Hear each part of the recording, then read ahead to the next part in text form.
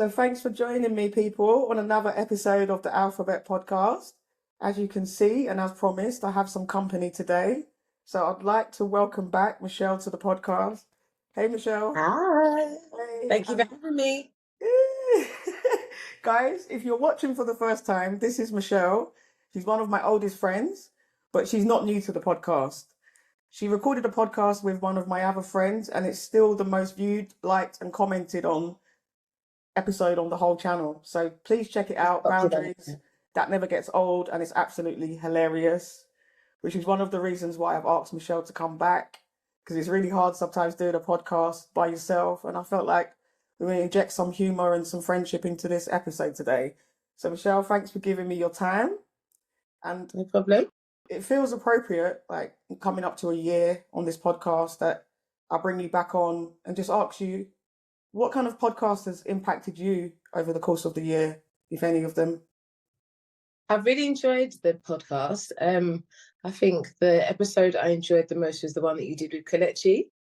A lot of what she said resonated with me, although it wasn't my personal story. Growing up, as a Nigerian in the UK, I understood a lot of what she spoke about. I'm not the firstborn, so I didn't have the role that she had, but I definitely I've grown up watching people live that same life. So it was interesting to see that it had a name to it. We didn't know what it was called. It was just, a Nigerian in England. This was your role. This is what you had to do for your parents. So, but knowing that it had a name, it was interesting, and it was also quite sad because it was just like, wow. How, as an adult and, as a parent, her mum just probably thought she was doing what she needed to do, but you didn't realise the impact it was having on your child and how it's affected her later on in life. So that was really interesting. Yeah. Okay. Any others, or that was just the main one for you? I enjoyed the one that I did on boundaries. I found that really interesting because, I remember when you first asked me to come on, I didn't think I had any boundaries. And then when we spoke more about it, I realised, oh my God, I have a lot of boundaries. I just didn't know that was what they was called. So it was interesting. It was very, very insightful to be told a little bit more about myself. Oh, good. And what about yourself, Leanna, though? What do you think, since you started this journey a year ago now, what can you take from your year as a podcaster? Good question, Michelle. Well, I guess it has two sides. There's always a good and bad side to everything. I would say I've learned a lot, just in terms of basic computer skills that I didn't have, being from Generation X, and I'll talk about that in a little while. But learning skills, meeting new people, obviously getting to record a podcast with Kelechi, also Mary being my idol, but also being able to record with my friends. I found that fun. I've liked being able to spread awareness because I'm really passionate about this mental health journey and sharing my story. And I think that's what I'm proud of, and that's what I'm reflected on as well. A lot of that I've learned to become a lot more vulnerable. I mean, a year ago, the idea of sharing my story with so many people would have seemed quite alien to me. But as I've gone along the journey and I've encouraged other people to be vulnerable and to open up, I've realised that that's something I need to do more myself, kind of thing. But there's also a bad side, and I think it's been hard work. It's hard work doing a podcast by yourself.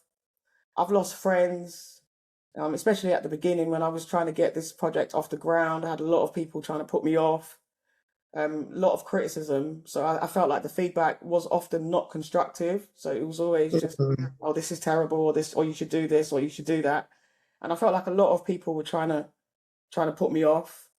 I mean, I've kind of lost friends throughout the process, people that I thought, were more supportive and that I've never liked or shared or commented on any of my stuff. But I think the weirdest one, Mish, is the fact that people don't like me, spend so much time watching me. Yeah. That's the one that always I just don't understand it. I don't understand why you just want to watch everything I'm doing. We don't talk anymore, but you want to watch me, the first to view my stories and stuff like that. That's why I help them out and I block and delete. So as soon as we're not talking anymore, we're not in a relationship, whatever it is, you don't need to watch what I'm doing. I don't want to see what you're doing. You don't need to see what I'm doing. I think it's healthy. It's unhealthy for you to always be watching what someone's doing that you don't talk to anymore. You don't have a relationship with, but you always want to know what I'm doing. It's weird. Yeah. And that you don't like. I think you know, the idea that people will spend time out of their day investing, you know, when they could be doing other things, watching people that they don't like. You don't support, you don't comment, Yeah, it's you very don't odd like me in behaviour. real life.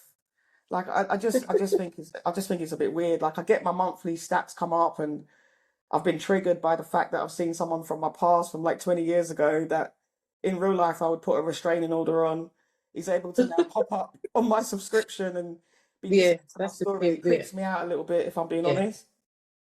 I So think that's that's the the worst bit about the internet, isn't it? The fact that people can have, access to you if mm, you allow them to. Obviously, your platform isn't private. You want as many people as possible to watch it.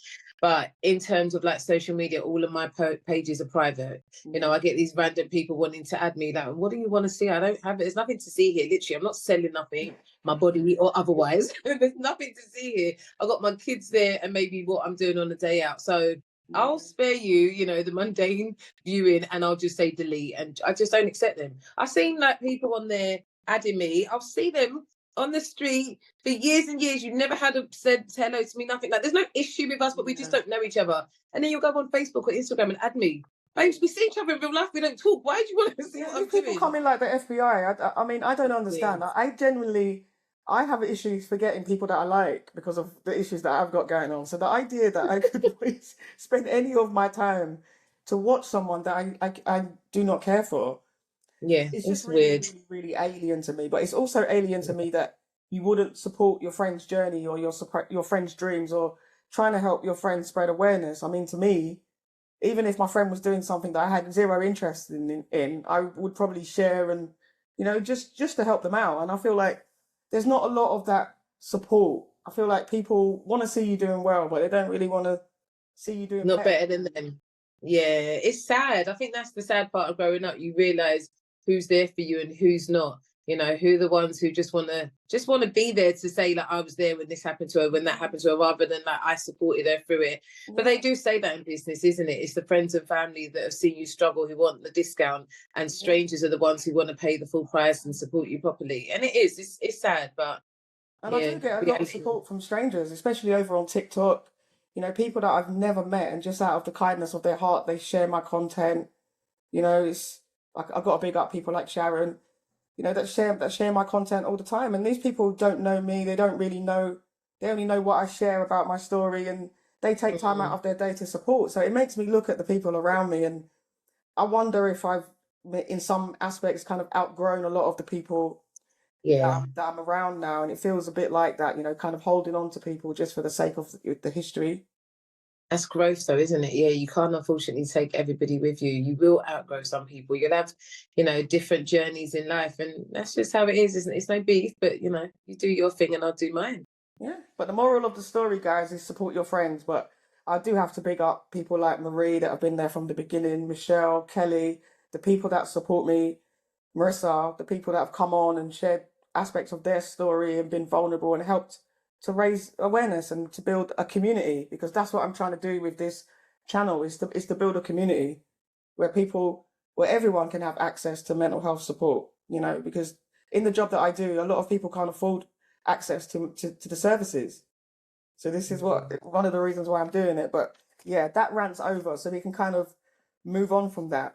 But what I really wanted to talk about, and it's something that you triggered, so I'm going to give you all the production credits on this one, Mish. Like, you know, you said you wanted to come on, and we was like, oh, what should we talk about? And it's funny because the conversations that we have when we speak, we go from one thing to another, and any of those things could make the podcast. Like, if we was just recording while we were talking, it would make for a great podcast. But actually, when we sat down and thought about it, we couldn't think of anything straight off the bat.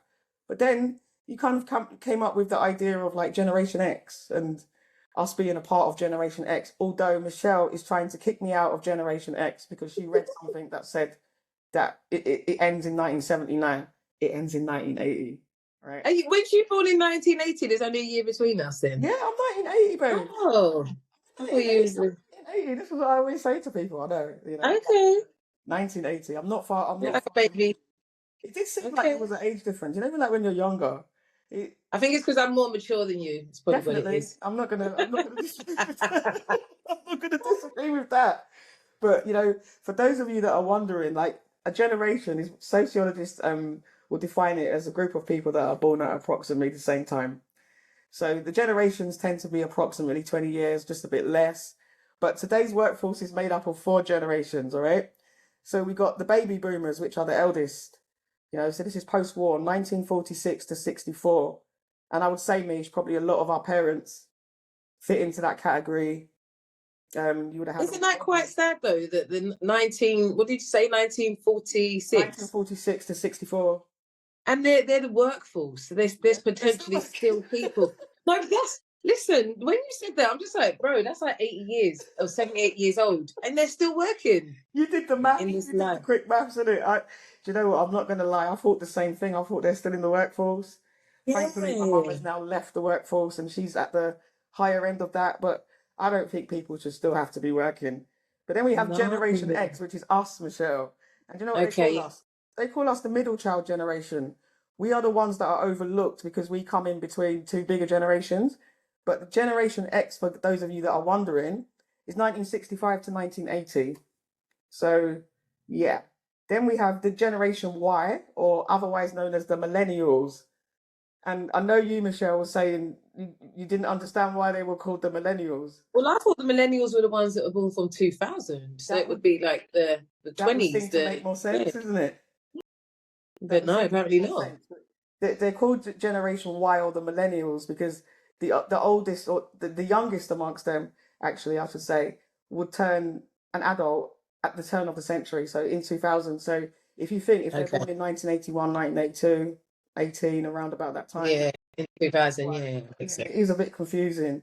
But yeah, they're the most popular generation in the workforce.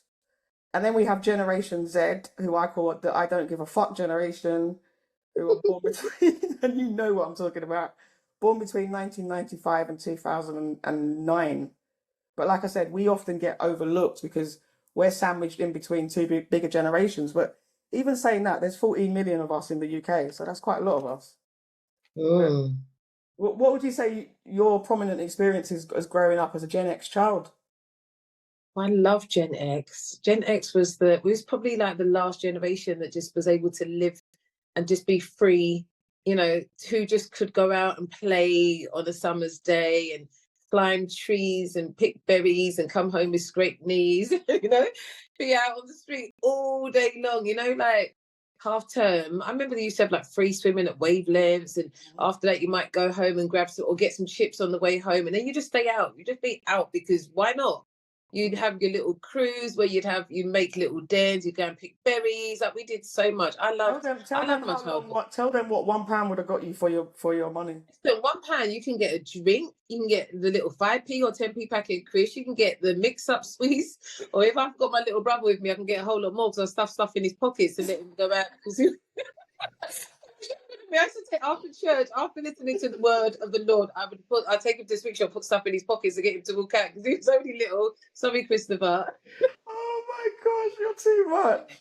But we used to get a lot out of that £1. You can't. You know what? That's why it pains me now when I go to the sweet shop to get a packet of crisps and you want me to pay £1 for one packet of crisps. £1, and that's the little small one. Well, it's just small, but the packet is big. But if you actually feel it, there's only about that much worth of crisps inside it. Like, you sort of taking liberties. I ain't doing it. I refuse. I'd rather walk out. I swear to you. My kids are always like, can I get this? And I'm like, I'm not paying for that. I refuse. I used to love the summer, the start of summer. The ice cream van's coming along. I'm going to get screwball, vanilla, and lemon ice. And at the most, it's like £2. Now it's like £4. You need to take out an overdraft to get ice cream. We had summers then. It's true. It's true. But yeah, actually, I don't need summer for an ice cream van. I just need the ice cream van. But I'm not paying £4 for an ice cream. I refuse. I'd rather go to Tesco's and buy a tub, and then I can get sauce and I can get the cups and all the rest of it for that same £4. Did you see that Instagram thing that went a bit viral with the 2 little girls talking about the price of ice cream? I'm not gonna lie. Yeah.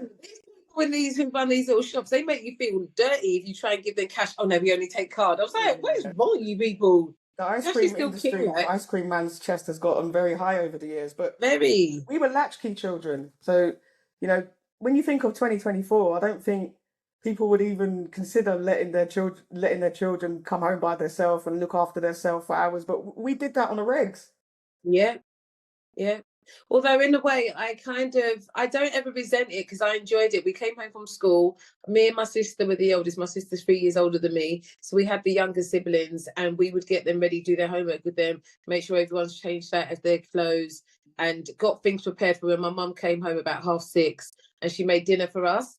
But now where life has changed and I work from home, so I pick my kids up from school. I drop them to school. When my daughter comes home from secondary school, we're already at home. And like, even if I said to her, I'll keep an eye on them, I just want to quickly go gym or something, she feels like so hard done by. And if she only knew, If you only if you knew, only you knew. get left for hours and hours Listen, and the other hours and day have to in the cook. half term, she wanted to go out with her friends. I said, all right, you got to take your brother with you. She was like, what? I said, I'm only joking, but when I was little, that was what you had to do. That was You got to take expected. your The brother brother with you. would be tagging along just part of Yeah. it. So it's mad. But we had more dual income families, but we also had more single parent families because the baby boomers that came before us now, they started to divorce. So I feel like we had to be resourceful and independent. But on the Yeah. front side, we were the first generation to have cable TV. Mm-hmm. I remember all the time, sorry mum to tell you this now, calling up the box when my mum weren't Yeah. listening. Yeah. And then Before school, having to waiting for wait your for name to hours come up. to wait for the song to come up. And then me being me, now I know I have ADHD, but I'd always miss the video that I've now put on my mum's phone bill. I swear it was about £1.50. It was expensive, yeah. Big money.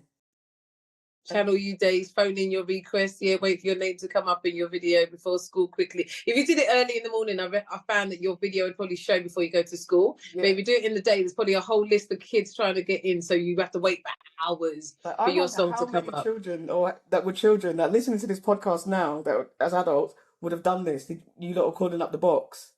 Can you Your imagine triggering feelings and memories? memories. But on a more sinister side, we didn't grow up with social media. No. And I'm grateful for that because it's left me with a high self-esteem. I don't know how these young people do it these days.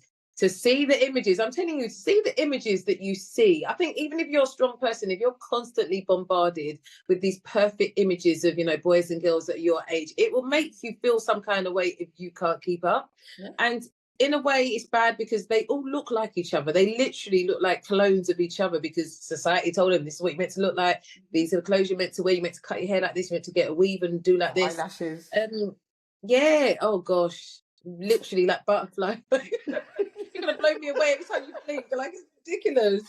It's ridiculous. But yeah, it's a shame. I think it's messed up a lot of young people, and that's why you find a lot of young people going through some. I go and get my lashes done every so often, and you'll see girls in their mid-20s, and they're doing like filler here and Botox here, and I'm like, Yeah. you haven't even started to see the decline that you're trying to, I don't know if you're trying to prevent it, but you're giving yourself You're the giving issues before yourself you the needed decline. to. All of these products that you're putting in. Exactly. Oh my goodness me.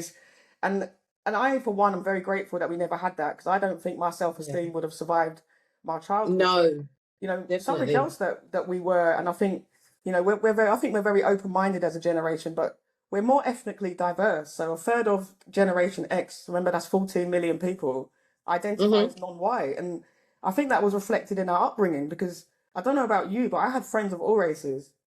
I did. I remember in the early 90s where we had the influx of Somalis that came to Deptford, and it was just like, it forced you. I mean, I already grew up with like white people and black people, but it forced you to, grow up with different races of people. And it wasn't a bad thing. It wasn't. It made me more I guess open to different people from different countries and different ethnicities. I don't have a problem with anybody. I feel like we literally all live parallel lives anyway. We're just coming from different countries. But that's why when they say things like, be kind, you never know what someone's going through. You might see a white person and think they live a charmed life, but they're probably struggling the same as maybe that Chinese family or that black family. Like, we all live very similar lives. So I appreciate growing up in South London because it was literally a melting pot of different ethnicities. And South yeah, London, I think it's a special place. It's a special place in that sense because, like you say, definitely. race was not as big an issue for us growing up as it is for the young people now. I believe I think like we all pretty much just got on with it.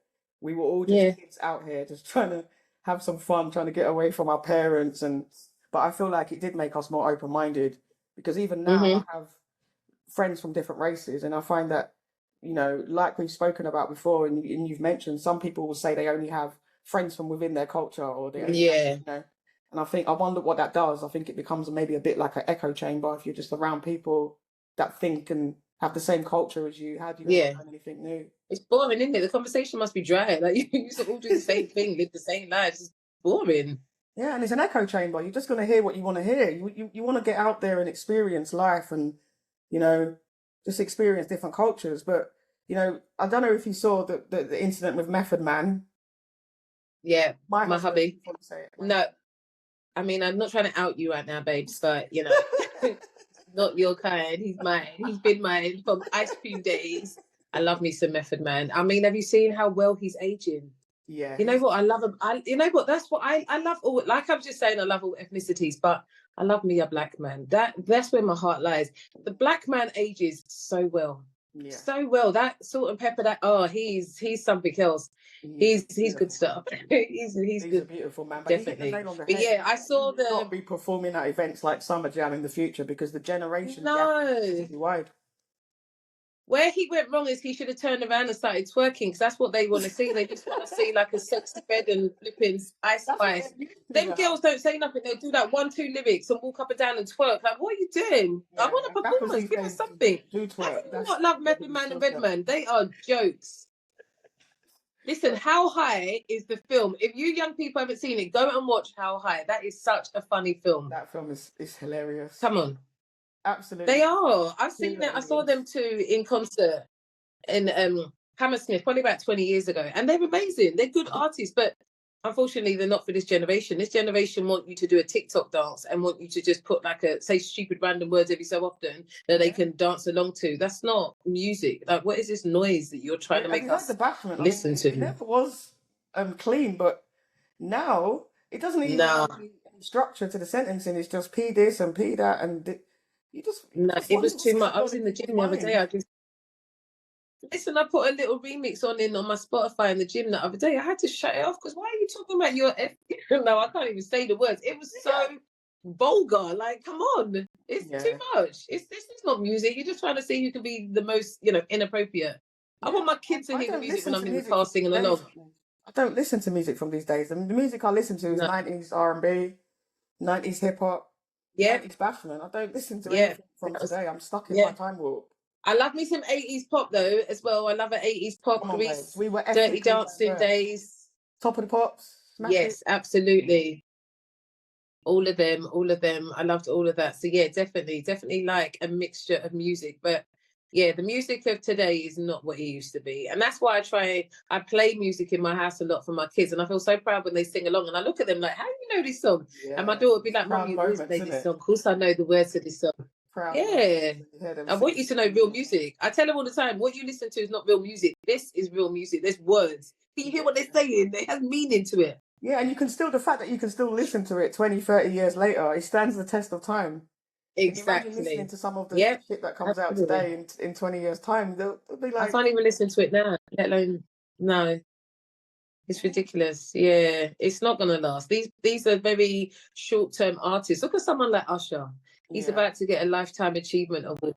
He's been amazing since he was 14 years old. He's a big 45-year-old man. Lifetime Achievement, baby. He makes like proper music. Years older than me. Lifetime Achievement. Can you imagine? But he's been in the music game for 30 odd years though, and he's been consistent the whole way through. He's a Generation X artist, and a lot of them don't stand the test of time. No, but he has, and we appreciate him because he makes good music. I would have loved to go and see him in concert. I know he's coming to the UK next year, but then prices were looking a bit nuts, and I weren't trying to get in no queues. Anyway, but Mish, how do you think it did? That's the problem. Yeah, it did. Mish, how do you think we're doing Generation X in 2024? How are we surviving? How are we doing? How's it looking for us? We're limping around. We're in pain. Our bodies are hurting us. Our knees are hurting us. Our joints are hurting us. We're going grey. But I think we're looking fabulous. I feel like our generation, I feel, no, seriously, look at us. Our generation, I don't think our parents looked older, but maybe it was just like the fashions and stuff. But when I see a picture of my mum in her 30s and 40s, she was like an old woman. I don't feel like a big woman. I still feel like, I feel like a 21-year-old still. I might be 45, but I feel like a younger woman. But I do feel like your age is dependent on what you tell yourself and how you live your life. Because I see my age mates from school and I'm just like, bro, why do you look like you're in your Yeah, 60s? I'm Like, why not did gonna you just lie. let I it all bumped go into like that? some people that I went to school with, and I've not recognized them in the first instant. I'm like, wow, I thought I would have put at least 10 or 15 years more onto you. Like, were we in the same Exactly. year? Yeah. And some of them were in like a Yeah. younger year, and I'm like, oh, And I'm they not look doing too old. bad here. Yeah. That's what I'm saying. But you know what they say? Black don't crack unless you take it. And I've never touched it a day in my life. So that's why I'm still looking all right. But Mish, how do we bridge the gap? Because we've spoke about the baby boomers being our parents, us being Generation X. We've spoken about the millennials, but now the Gen Z. How do we bridge the gap between our generation and their generation? I mean, we've grown up with no social media. Like, how do we even begin to understand what people from that generation, which will be our children, experience on a day to day? You know what? It's hard because they don't listen and they don't have no respect. I'm not being funny here. Do you remember in my day? Do you know when we was younger, if you had beef with I never had beef, I was a good girl, but like if you knew somebody had beef with somebody else, yeah, if they was with their mum or dad, they was off limits. You didn't Yeah. even bother them. Nowadays, your mum and dad are getting brought up and they're getting put up on TikTok and Yeah, Snapchat. it's the That's level, the and that's why I problem call now. them the I don't give a fuck generation. Something's They've got gone no very wrong. manners. Yeah, there's no respect. The respect is gone, so it's hard. And I just mind my own business. I don't try and engage with them. I've been quite fortunate recently where there's instances where like they've maybe like rode on the pavement. It was a young black boy and he nearly bumped into me, but he was so apologetic and he made me proud because I was thinking, not all young people are bad. Yeah, Some of you do have respect because sometimes they might have been running up their mouth before you know it. yeah. He wants to fight me as a big woman because they don't care.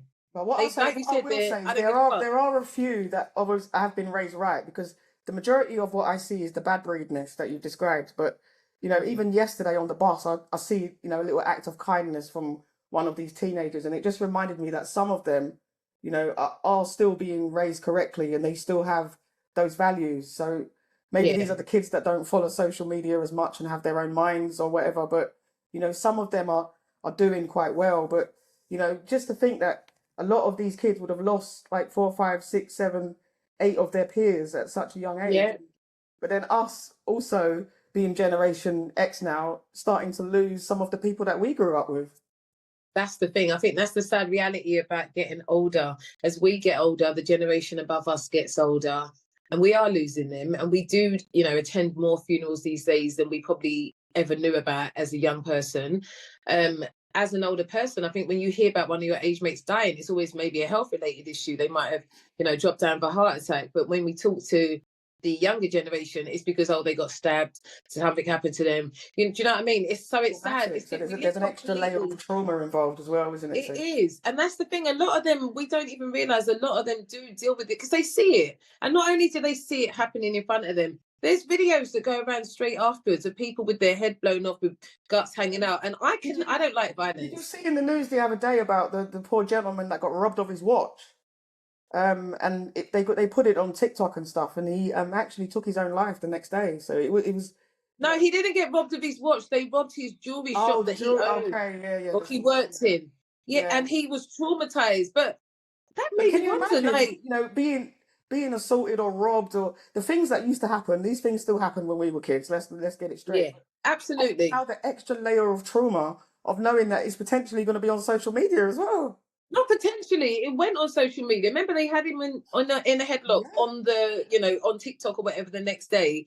Because I guess the police, I don't know if the police were trying to share it to get information on the guys, but maybe they didn't realize. They probably failed in their duty of care to him because they exposed him.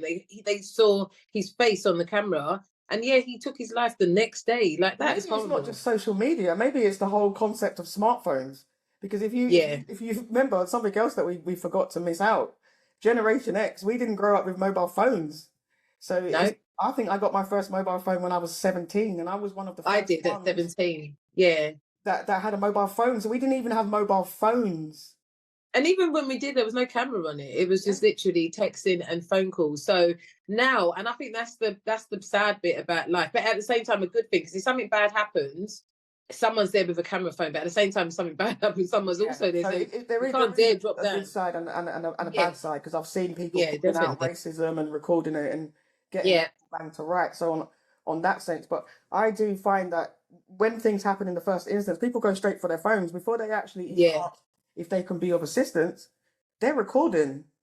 That's the sad thing, isn't it? Everyone wants to get their phones out. Someone could be there dying or something, and everyone's just recording. And I never understand the fascination with wanting to see a person dying in the street. Like, why do you want to see? Why do you need to record that? Who is that for at any point? Like, I never watched those videos. I remember hearing about shootings going on, and then there's a video going around. Oh, you can see his head's been blown. Why do I need to watch that? It's this morbid fascination, and it's just like, it's horrible. Nothing is private anymore. I feel like people feel like that they, they can have access to anything. Nothing's private anymore. Nothing belongs to you. It's all private. Yeah. I mean, it's all out there. Nothing's private. It is. It's all out there. There's a recording of it. There's a record of it, which is negative and positive at the same time. Definitely a different generation. But guys, we're going to pause for a moment. So go get yourself a drink. And me and Michelle will be back on the other side, where we'll be talking about dating as Gen X. So I'll see you guys back in a moment.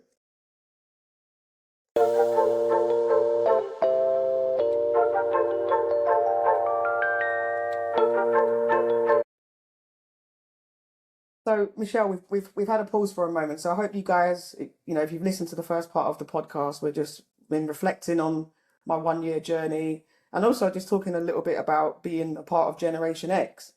But dating, Michelle. So one of the things that came up with a lot of the reading that I was doing about Generation X is that obviously we've grown up being more comfortable being alone. We didn't have social media. We were self-reliant. But does that affect the way we date? Are we actually even actively dating as Generation X people? So that's people between 59 and 43. I can only speak for myself. I'm not actively dating. I'm open to it, but I think because I live a very different story to maybe men my own age, I find it quite hard, because I'll speak to a 40-something-year-old and he'll say things to me like, I still want to have one more child. And I look at him like, to do what with? What are we going to do with this new baby that you want? Because me, personally, I've had my tubes tied. I'm not having no more babies. I love babies. I've had 4. I don't want any more children. So it's not something, that's one of the, when I meet men, seriously, it's the first question I ask, do you have children? Yes. How many do you have? Because I'm not, you get these couples, we've got kids separately, but we want to have one together. Why? Let's live our life. Why do we need, I don't understand it.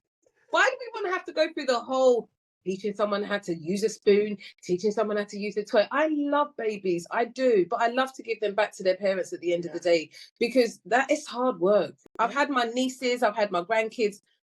They make a lot of noise. They don't stop moving. They're always screaming. There's a lot going on. I don't want any more kids. So unfortunately, my thing is I attract men who don't have kids. I always end up talking to a man who doesn't have kids. And if a man says to me, I don't have kids, and I don't want kids, that's one thing. But when he says I'm open to it, well, I'm not, is the problem. So there's no point in us continuing this conversation. It's a deal breaker almost. It's almost like it's not almost. It is a deal breaker, because I love children and I think they're amazing, and I don't want to stop somebody from experiencing children. But I'm not going to give you children. So there's no point in us and men are always like, oh, you never know what's going to happen.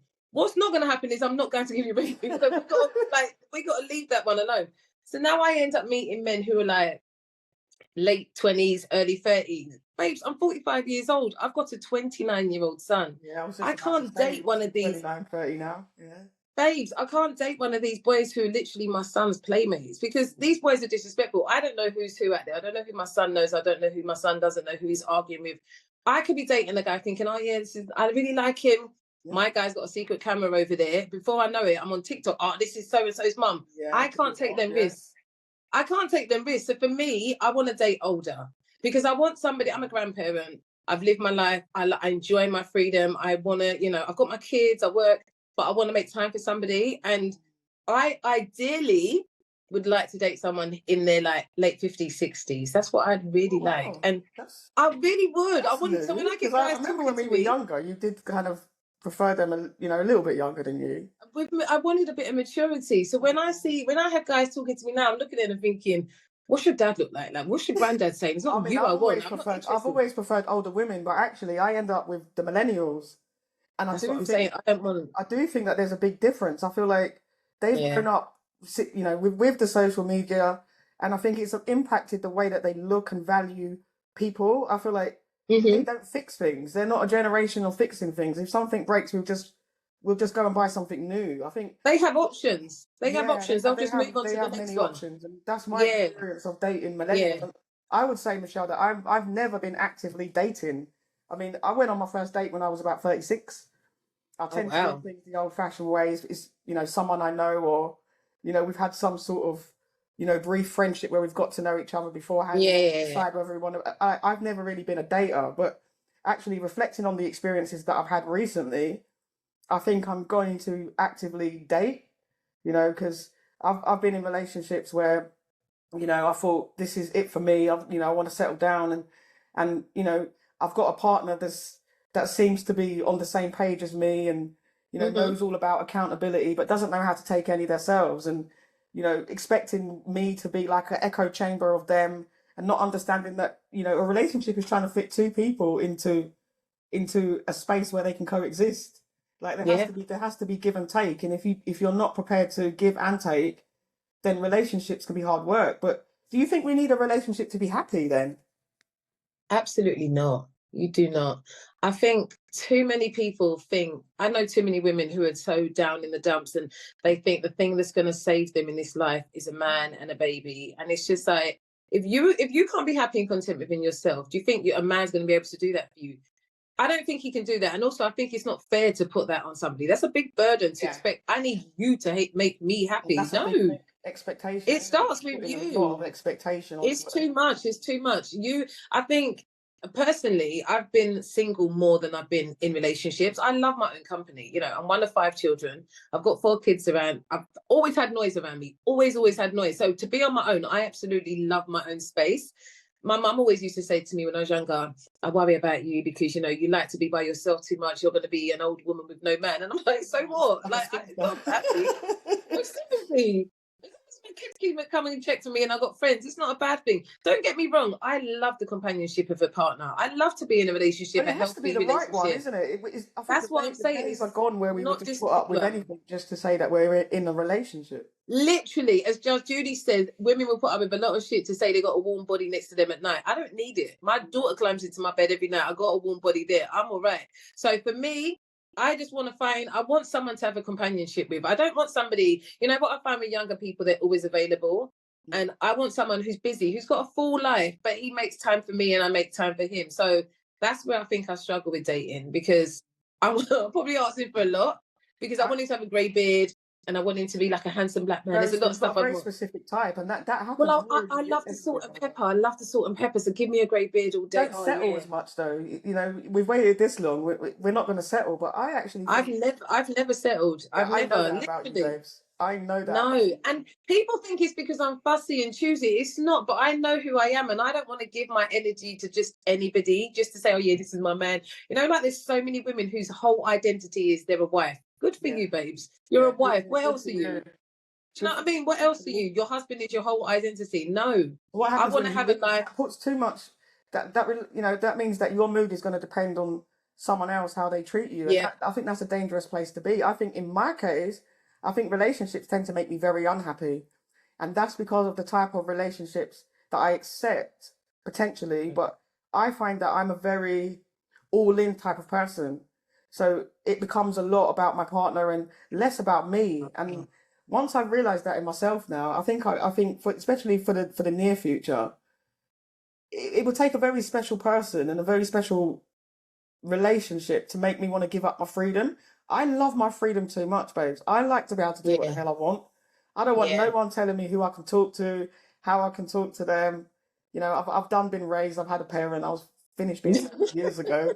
Like, let me be free. I want to, you know, now I'm in a position I can talk to as many beautiful women as I want, and I'm And loving it. even in a relationship, you should be able to. It's just about Yeah, I what know, you're but that's saying the to thing. them. I So, always pick the ones that don't even want me to talk to anybody. It's like no, see, they that's have a lot of unhealthy. insecurities, but you Yeah, know, you said something there, and it's about expectations, and it's like, are expectations in relationships fair? Because I've been pretty vocal about my last relationship and how I was all in and I thought we was in a very good place and my partner actually ghosted me, abandoned and all kinds of fuckery.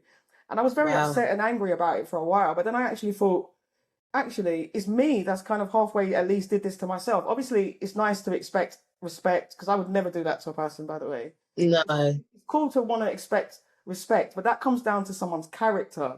You know, is it fair for us to put our expectations of what we want onto someone else? What if they're not capable of those expectations? Are we setting ourselves up to fail in that sense? Well, that's why you know, like you said, that you tend to get to know them first and they're your friends and then you can have the relationship, because I think it's important to let people know where you are from the beginning. You Mm. know, you get some women who are like, after 2 years or by the 2 year mark, I want a ring on my finger, I want this and that. I never go in with that whole begging for a ring thing. I don't want that. Like, I want to get to know you. I want to see where this is going to go, to see if there is any longevity in it.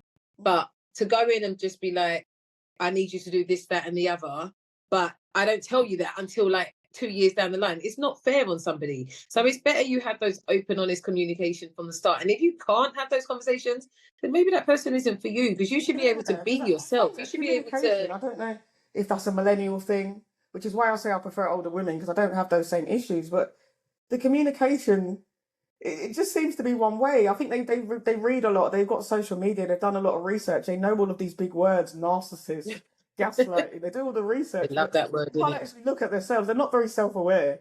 I think the No, generations that come after us are not very self-aware. If I'm being honest with no. you, I think they can look at other people and say what their bullshit is, but I think it's a Yeah, lot harder for them to look at their own bullshit, which is why potentially, them being the parents of the I don't give a fuck generation could be quite problematic for the whole of society.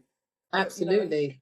what fears do you have around relationships, and what are the kind of the qualities that you look for in your partner, and has that changed over the years, Michelle? You know, when I was younger, I always said to myself, I didn't want a boyfriend, because either two things are going to happen. He's either going to leave me or he's going to die. But either way, I'm going to be heartbroken. And I carried that with me through life. So I don't rush into relationships. I'm not always searching for relationships. I've been quite lucky in love, in the sense that I've never, like, if I like somebody, then they liked me back, then we got into a relationship. I haven't had like many relationships. I've had long relationships. Yeah. So I haven't had loads and loads of boyfriends. And I've never done the dating thing, just like dating people. I did try about a year ago. I went on Hinge. It's not the one. I met a I guy, remember you my know what it is? password. I like usually like a handsome guy. So I said, let me go for someone really different. He was Nigerian, he was big. I envisaged like a big, giant, and I'm the petite girl, and he's a big African guy. And I went on the date with him. His profile said he was 43 years old, and his birthday's the 7th of April. My birthday's the 10th of April. So last year I was 44. So on the date, I was teasing him. I was like, oh, you're my toy boy. I'm older than you. And he was like, I'm not, you're not older than me. I was like, your birthday's the 7th of April. Mine's the 10th. And our birthdays have gone. Yeah. And he was like, I'm not 43, I'm 53, but you Oh, don't have to put your real details onto the website. I wow. was like, you actually have to, because what are you doing? You're catfishing people. He was like, no, I'm not doing that. I said, Yeah. I enjoyed the date and I liked him, but I thought to myself, if you lied about your age from the start, like, what else are you lying about? So from then, I just blocked him and deleted him. I never spoke to him again. And it's made me realize, obviously, the man I meet on the street can lie as much as well, but from now on, I've said to myself, if I meet somebody, I want a referral, I want a reference from somebody. So I Babes, ideally would like you someone need who to knows come with free somebody. references. That's what Right. I'm Any saying. woman that wants to date me, please come with your papers, right? We need your free references. Otherwise, galang about your business. You're not getting past there. We need free Yeah, references. Because actually, you're right, Michelle. If you go back and you ask people the questions that you should be asking people, and I did this with my ex a lot, and I'm going to give you the joke. I said to my ex, what was the reason that your last relationship ended? Oh, I blocked and just left the person. Why? Because I thought that maybe they might be seeing someone else. So what happened in your last relationship? They pissed me off because they didn't ring me, so I locked them off. that is If you mad. look at it, we've got three patterns here.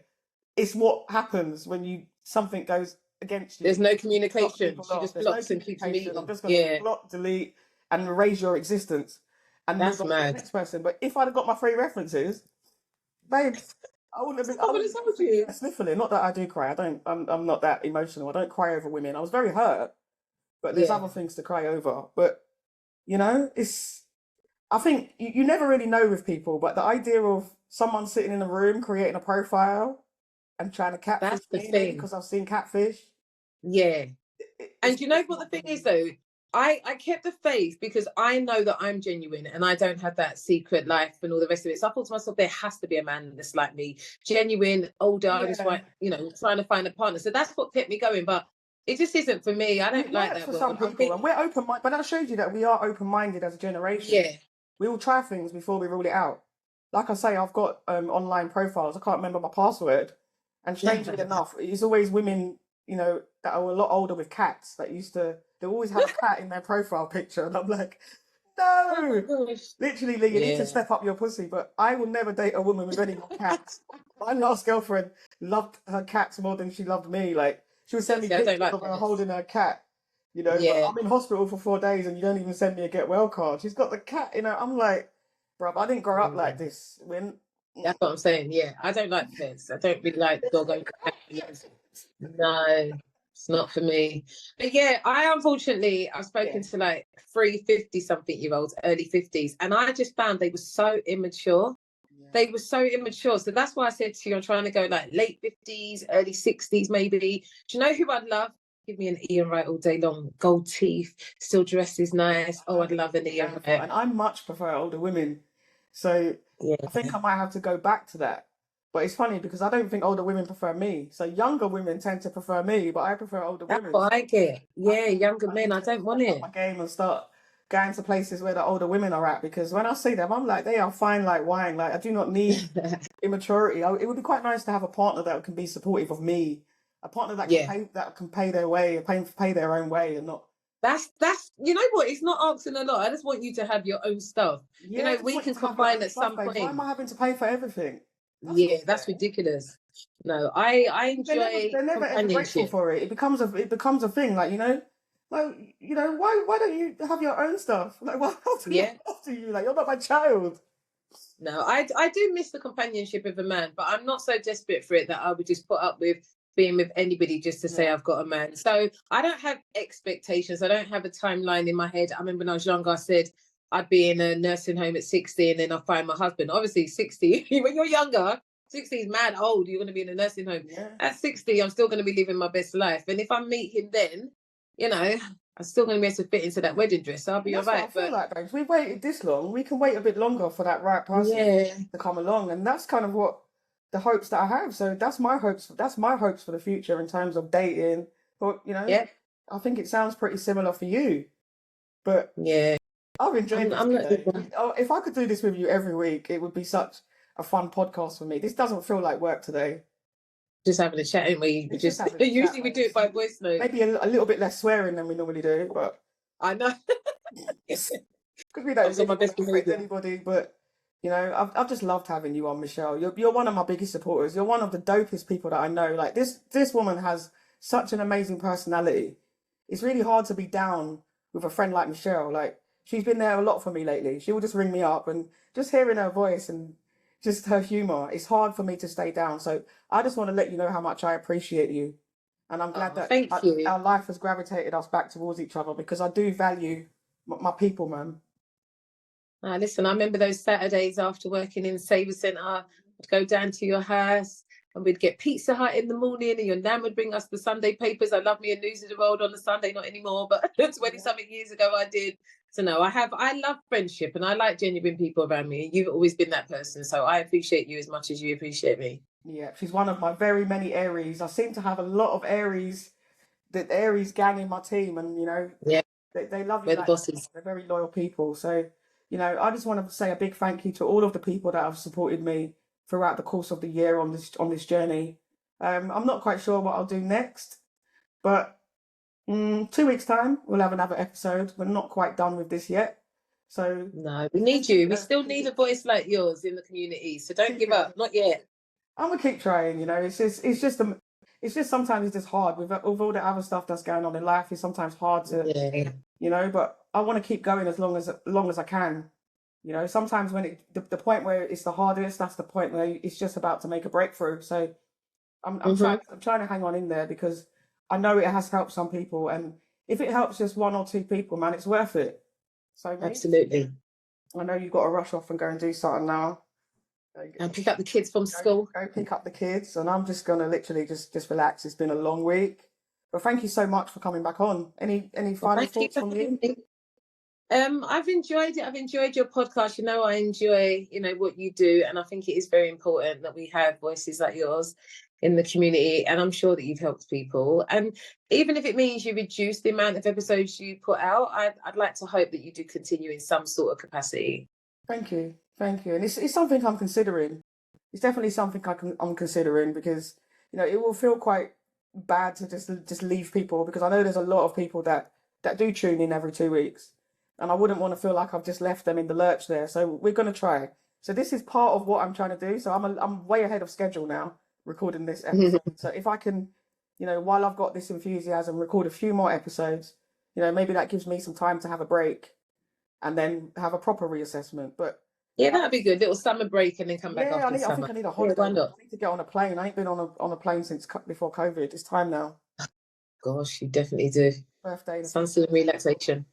Gonna book a holiday. All right. Well, thank you for I might having even me. try And to I hope bring you you in have a on good it if we rest. can find somewhere for the kids. I'll be like, Michelle, come. We need to get on a plane. We need money, babes. We need a sugar daddy I to don't pay for know. us. Yeah, And we'll figure that bit out. all right. All right. Take care. Well, thanks for joining me, and guys, thanks for joining me on the Alphabet Podcast. I almost forgot. I'm just talking to my friend, so I'm gonna say bye to you and bye to Michelle at the same time. So see you All soon, right. Alphabet Podcast. Bye bye. Bye.